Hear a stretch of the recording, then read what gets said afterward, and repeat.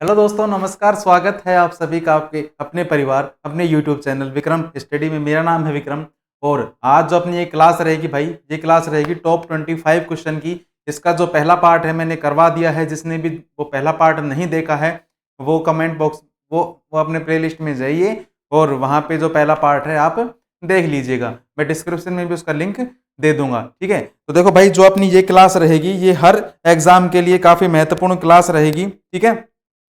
हर exam के लिए काफी महत्वपूर्ण अपनी ये क्लास रहने वाली है, क्योंकि जो जीके जीएस का जो पार्ट है हर एग्जाम में पूछा जाता है, ठीक है। अभी हाल ही में जो आपका जो जीडी का पेपर होने वाला है उसके रिलेटेड भी ये काफी महत्वपूर्ण क्लास आपकी रहने वाली है। तो ठीक है, ज्यादा टाइम वेस्ट ना करते हुए क्लास की शुरुआत करते हैं। देखो, क्वेश्चन नंबर पहला क्या कहता है कि रामकृष्ण मिशन की स्थापना किसने करी है। पहला ऑप्शन है विवेकानंद, सेकंड है रामकृष्ण, थर्ड है एमजी रानाडे और चौथा है केशव चंद्र सेन, ठीक है। तो भाई जिसको भी आंसर आता है वो कमेंट बॉक्स में आंसर करना, और जिसको नहीं आता है वो आज के बाद याद रखना कि विवेकानंद जी ने जो है रामकृष्ण मिशन की स्थापना करी थी। और भाई साहब ये कब करी थी, बात आए तो कब करी थी, ये करी थी आपके 1 मई 1897 के अंदर। कब करी थी, 1 मई 1897 के अंदर जो रामकृष्ण मिशन की स्थापना है वो आपके करी थी। और इसका जो मुख्यालय कहाँ पे है, इसका जो मुख्यालय है वो है मेरे भाई कोलकाता के अंदर, ठीक है। कोलकाता के अंदर क्या है, इसका मुख्यालय है। ये बात भी आप याद रखना। उसके बाद चलिए क्वेश्चन नंबर नेक्स्ट पे। शिवाजी ने कितनी बार सूरत को लूटा। काफी महत्वपूर्ण प्रश्न है, प्रीवियस ईयर एग्जाम में आए हुए प्रश्न है ये, ठीक है। देखो, शिवाजी ने कितनी बार सूरत को लूटा, तो भाई साहब कितनी बार लूटा, 2 बार लूटा है। 2 बार सूरत को लूटा है। और कब कब लूटा है, एक तो लूटा है 1664 के अंदर, और दूसरा कब लूटा है, दूसरा लूटा है 1670 के अंदर, ठीक है। 6 सालों का डिफरेंस हो गया, ठीक है। तो ये याद रखना, पहली बार कब लूटा 1664 के अंदर और दूसरी बार कब लूटा 1670 के अंदर, ठीक है। चलिए उसके बाद क्वेश्चन नंबर नेक्स्ट पे चलते हैं। क्वेश्चन नंबर 3, गुप्त राजा गुप्त राजा जिसने विक्रमादित्य की पदवी धारण करी है। तो कौन सा गुप्त राजा है जिसने विक्रमादित्य की पदवी धारण करी है, तो भाई साहब देखो, विक्रमादित्य से क्या नाम ध्यान आता है, ये याद आता है चंद्रगुप्त सेकंड। तो चंद्रगुप्त सेकंड है, इन्होंने विक्रमादित्य की जो पदवी है वो धारण करी है। इनका जो कार्यकाल कब से है, 375 से और 414 तक, 375 से 414 ईस्वी तक इनका जो कार्यकाल है वो है, ठीक है। अब देखो बात आती है स्कंदगुप्त की। तो मेरे भाई स्कंदगुप्त के बारे में कुछ बातें कर लेते हैं। देखो, ये 3री शताब्दी के ये राजा थे, ठीक है। 3री शताब्दी के ये राजा थे। उसके बाद, और ये जो है गुप्त राजवंश के 8वें राजा थे, ठीक है। गुप्त राजवंश के ये जो है 8वें नंबर के राजा थे। और इनके बारे में क्या बात आती है, इनकी जो राजधानी थी इनकी पाटलिपुत्र, ठीक है, जिसे वर्तमान में क्या कहते हैं, वर्तमान में पटना हो गई। और पटना कहाँ की राजधानी है, बिहार की, ठीक है। तो ये बातें भी आप थोड़ी थोड़ी याद रखना। उसके बाद आता है समुद्रगुप्त। तो देखो समुद्रगुप्त के बारे में कुछ महत्वपूर्ण बातें क्या है। देखो, ये जो है गुप्त वंश के ये थे चौथे शासक, ठीक है भाई साहब। ये थे गुप्त वंश के 4th नंबर के शासक कौन थे, समुद्रगुप्त थे, ठीक है। और चंद्रगुप्त प्रथम के ये उत्तराधिकारी भी थे, ठीक है। चंद्रगुप्त के ये जो है चंद्रगुप्त के उत्तराधिकारी भी ये ही थे। उसके बाद जो नेक्स्ट पॉइंट है, उसके बाद क्या है कि भारत के लिए जो स्वर्ण युग की जो शुरुआत मानी जाती है, भारत के लिए जो स्वर्ण युग की जो शुरुआत मानी जाती है वो भी किसको मानी जाती है, ये मानी जाती है भाई साहब समुद्रगुप्त को, ठीक है। समुद्रगुप्त को जो है स्वर्ण युग की शुरुआत के रूप में इन्हें माना जाता है, ठीक है।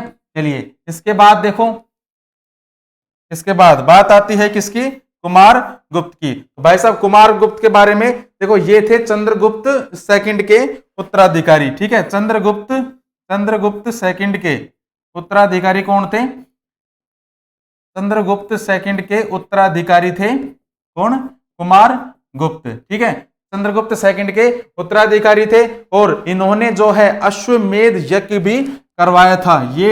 ये बात भी आप याद रखना कि अश्वमेध जो यज्ञ है इन्होंने ही करवाया था। और इनका जो कार्यकाल है, कार्यकाल कब से है? इनका जो कार्यकाल है 414 से और 455 ईस्वी तक इनका कार्यकाल माना जाता है। 414 से और 455 ईस्वी तक इनका जो कार्यकाल है वो माना जाता है। ठीक है, तो ये कुछ बातें हो गई गुप्त राजाओं के बारे में। ठीक है, चलिए क्वेश्चन नंबर 4 पे चलते हैं। बिल्कुल, चंद्रगुप्त द्वितीय को और किस नाम से जाना जाता है?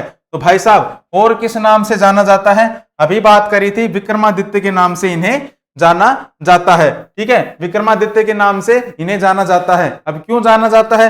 देखो, छोटे छोटे जो गणराज्य थे, छोटे छोटे गणराज्य को ये जीतने वाले थे। ठीक है, छोटे छोटे गणराज्यों को जीतने वाले थे। इसीलिए इन्हें गणारी के नाम से भी जाना जाता है। उसके बाद शकों पर इन्होंने विजय प्राप्त की। किस पर? शकों पर इन्होंने विजय प्राप्त की, इसलिए इन्हें शकारी के नाम से भी जाना जाता है। ठीक है, शकारी के नाम से भी इन्हें जाना जाता है। ठीक है, और अपने दिग्विजयों पर विजय प्राप्त की, मतलब अपने जो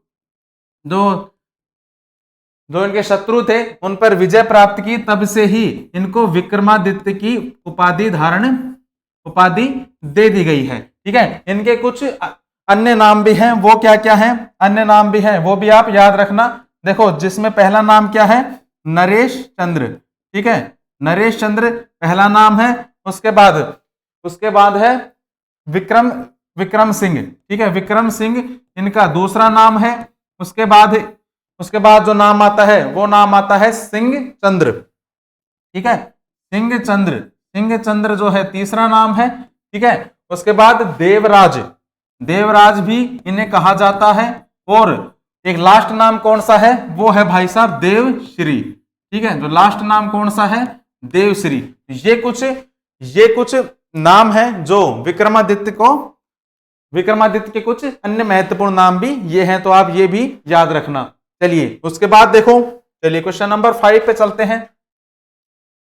बिल्कुल, गुप्त काल के चांदी के सिक्कों को क्या कहते हैं? भाई साहब, काफी महत्वपूर्ण प्रश्न है। गुप्त काल के चांदी के सिक्कों को क्या कहा जाता है? देखो, क्या कहा जाता था? ये कहा जाता था रुपयक कहा जाता था गुप्त काल के चांदी के सिक्कों को। अब बात आती है दिनार की, तो दिनार जो है मुगल काल के टाइम पे जो सिक्के चलते थे वो चलते थे दिनार कहते थे उनको। ठीक है, शतमान की बात आए तो देखो, शतमान के जो सिक्के चलते थे वो कब चलते थे? वो चलते थे मेरे भाई वैदिक काल के अंदर। ठीक है, वैदिक काल के अंदर जो शतमान के जो सिक्के हैं वो चलते थे। उसके बाद आती है कारसापण की। तो भाई साहब, जो कारसापण के जो सिक्के चलते थे, वो चलते थे आपके मौर्य काल के अंदर। ठीक है, मौर्य काल के अंदर कौन से सिक्के चलते थे? ये चलते थे कारसापण के। और ये कौन से सिक्के होते थे? ये होते थे भाई साहब चांदी के सिक्के। ठीक है, तो राइट आंसर क्या हो जाएगा इसका? ये हो जाएगा इसका रुपयक। ठीक है, तो ये महत्वपूर्ण बातें भी जो है आप याद रखना। चलिए उसके बारे में क्वेश्चन नंबर बाद है 6। ठीक है, चलिए, हरिसेन निम्नलिखित राजाओं में से किसका राजकवि था? देखो, हरिसेन किसका राजकवि था? अशोक का, चंद्रगुप्त का, हर्षवर्धन का, या फिर समुद्रगुप्त का? तो चलिए बताइए इसका राइट आंसर क्या होगा? तो देखो, इसका जो राइट आंसर होगा ये होगा आपके समुद्रगुप्त का, क्योंकि जो हरिसेन है वो समुद्रगुप्त का राजकवि था। ठीक है, बात आती है चंद्रगुप्त की, तो चंद्रगुप्त का जो राजकवि था वो कौन सा था? ये था आपके कालिदास।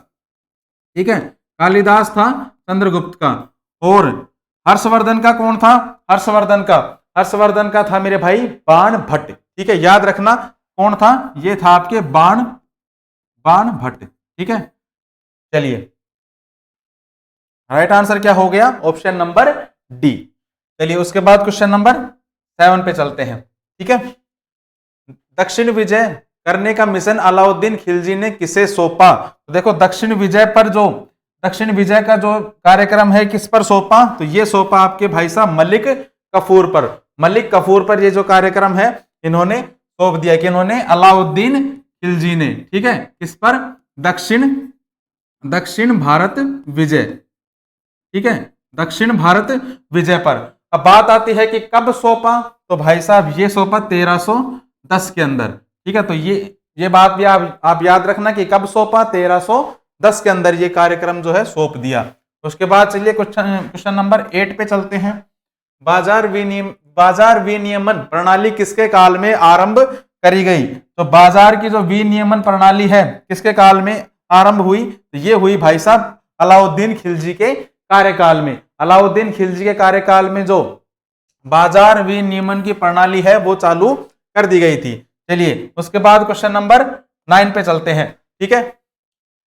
वह सुल्तान कौन था जिसने खलीफा के अधिकार को मानने से इनकार कर दिया था? ऑप्शन पढ़ो और जो राइट आंसर है अपने मन में सोच के रखना, ठीक है। तो कौन सा सुल्तान था जिसने खलीफा के अधिकार को मानने से इनकार कर दिया था? तो मेरे भाई ये था आपके अलाउद्दीन खिलजी, ठीक है। अलाउद्दीन खिलजी था और कब मानने से कर दिया था इनकार? 1296 में, ठीक है। 1296 में जो है इनकार कर दिया था खलीफा के अधिकार को मानने से। चलिए उसके बाद देखिए, मगध के उत्थान के लिए कौन सा प्रथम शासक उत्तरदायी था? तो जो मगध के उत्थान के लिए कौन सा शासक था? बिंदुसार, अजातशत्रु, बिंबिसार या फिर वासुदेव? तो कौन सा शासक था? तो मेरे भाई ये था आपके बिंबिसार। चलो बात आती है किसकी, देखो बात आती है किसकी, बिंबिसार की। इसका कार्यकाल कब से कब तक रहा? तो मेरे भाई कार्यकाल इसका रहा कब?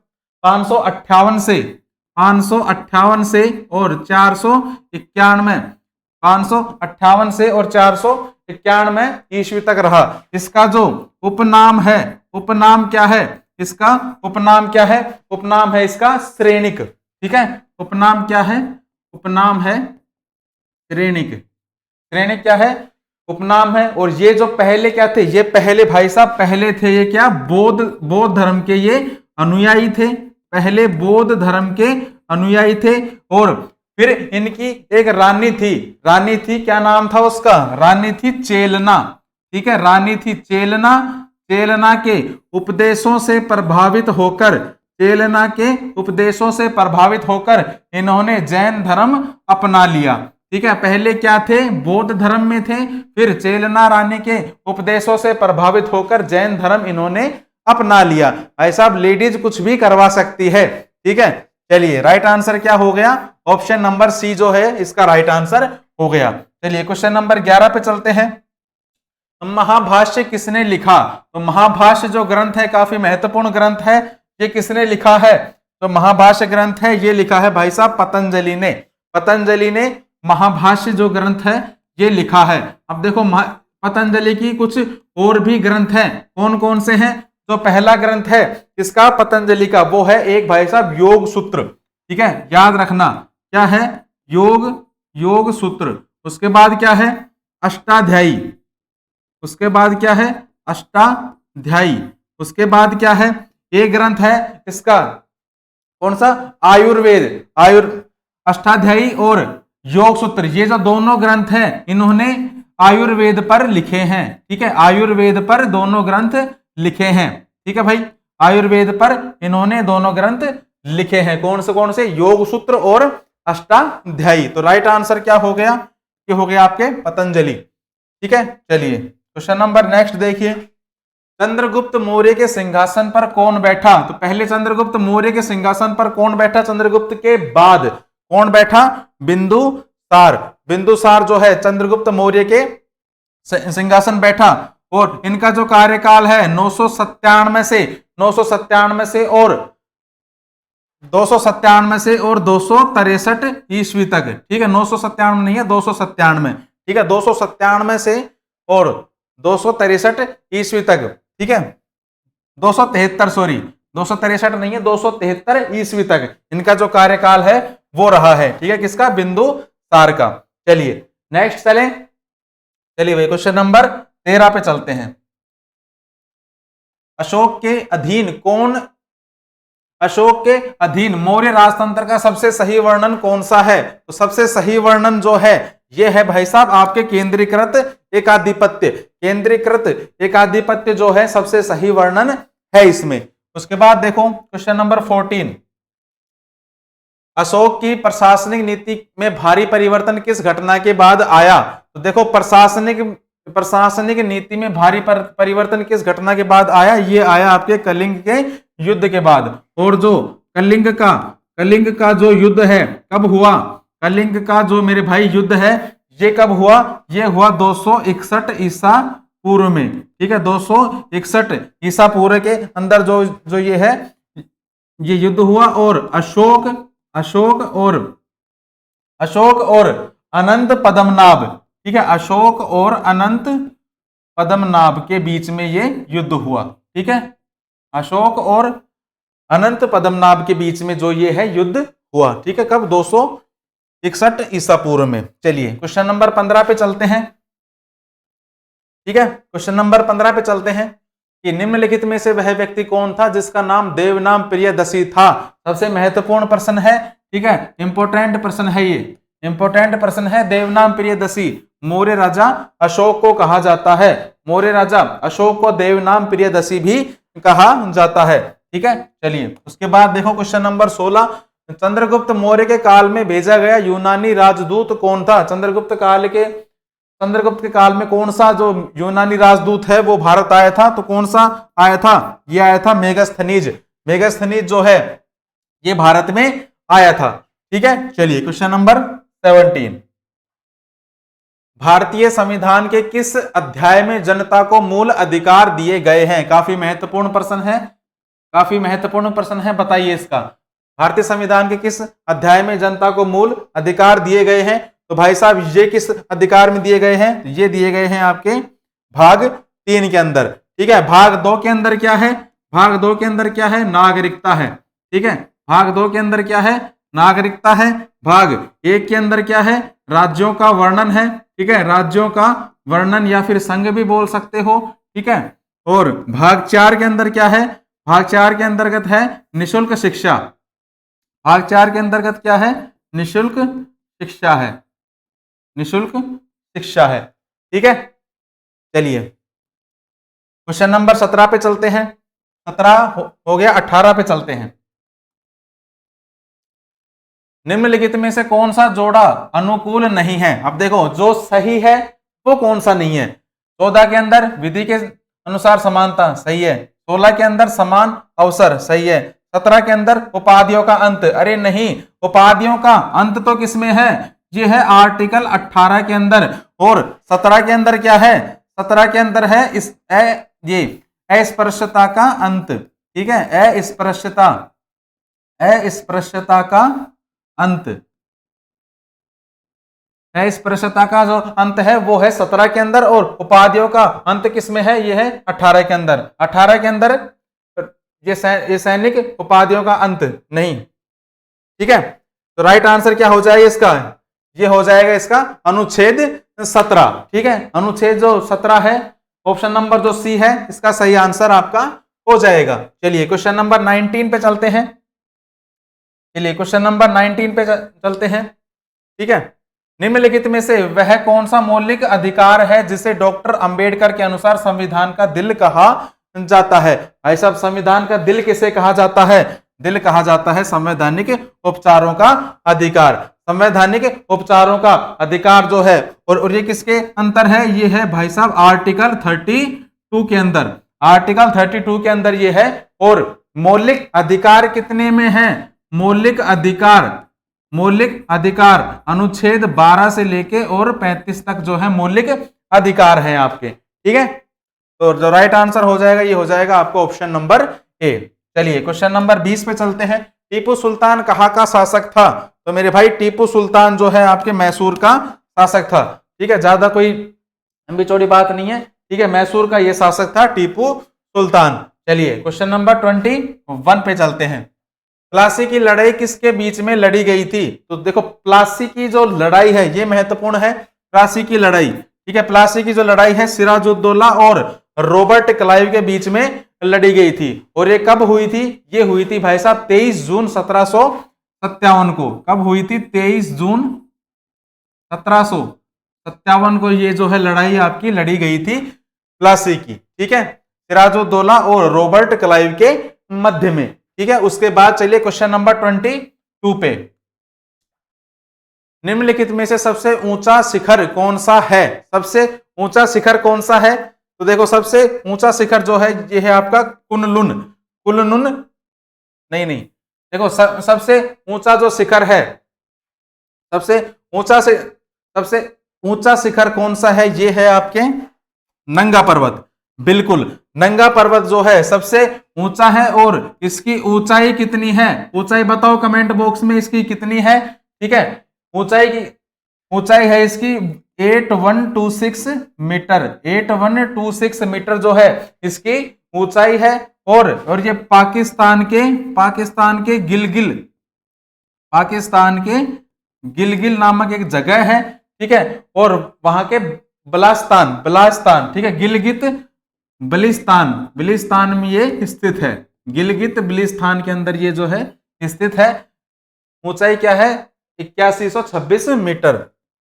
ऑप्शन नंबर सी जो है राइट आंसर आपका हो जाएगा। चलिए क्वेश्चन नंबर 23 में चलते हैं। भारत की जलवायु कैसी है? नॉर्मल सी बात है, मानसूनी जलवायु है भारत की। चलिए उसके बाद 24 पे चलते हैं। बिल्कुल, नीली क्रांति ब्लू रेवोल्यूशन संबंधित है। अरे नीली क्रांति किससे संबंधित है? मछली उत्पादन से। और दुग्ध क्रांति, ये दुग्ध उत्पादन से क्या है? सफेद क्रांति, ठीक है। तेल उत्पादन से पीली क्रांति क्या किसे कहा जाता है? तेल उत्पादन को कहा जाता है, ठीक है। और खाद्यान्न उत्पादन को क्या कहते हैं? खाद्यान्न उत्पादन को मेरे भाई कहा जाता है क्या? हरित क्रांति। ये भी आप याद रखना, हरित क्रांति जो है खाद्यान्न उत्पादन को कहा जाता है, ठीक है। चलिए क्वेश्चन नंबर लास्ट देखते हैं 25। सिंधु नदी का उद्गम कहां से होता है? काफी महत्वपूर्ण प्रश्न है। सिंधु नदी का जो उद्गम होता है कहां से होता है? ये प्रश्न आपके लिए होमवर्क है, ठीक है। जिसको भी राइट आंसर आता है इसका, वो आप कमेंट बॉक्स में इसका राइट आंसर छाप देना, ठीक है। राइट आंसर आप छाप देना। सिंधु नदी का जो उद्गम है कहां से होता है? चारों आपके ऑप्शन है। चलिए छापिए जल्दी से, किसमें होता है? ठीक है, देखो किसमें होता है। ये हो गया आपका कैलाश पर्वत से, ठीक है। मैं बता देता हूं, उसका कैलाश पर्वत से जो है इसका उद्गम होता है। चलिए भाई, क्लास की समाप्ति हो चुकी है। अगर देखो आपको अगर कंटेंट अच्छा लगा हो, पहली बार अगर आप विजिट कर रहे हो तो चैनल को सब्सक्राइब किए बिना मत जाना। इस चैनल पे आपको काफी कंटेंट भी मिलेगा, हर एग्जाम से संबंधित आपको इंफॉर्मेशन भी मिलेगी। और अगर आपको इस क्लास की पीडीएफ चाहिए तो मेरे भाई आप मुझे इस नंबर पे संपर्क कर सकते हो। केवल व्हाट्सएप मैसेज मुझे कर सकते हो, ठीक है। आपको इस क्लास की जो पीडीएफ है वो पीडीएफ आपको प्रोवाइड करवा दी जाएगी, ठीक है। और क्लास के लिए धन्यवाद आपको देखने के लिए, ठीक है। मिलते हैं नई क्लास के अंदर एक नए कंटेंट के साथ। तब तक के लिए जय हिंद, जय भारत।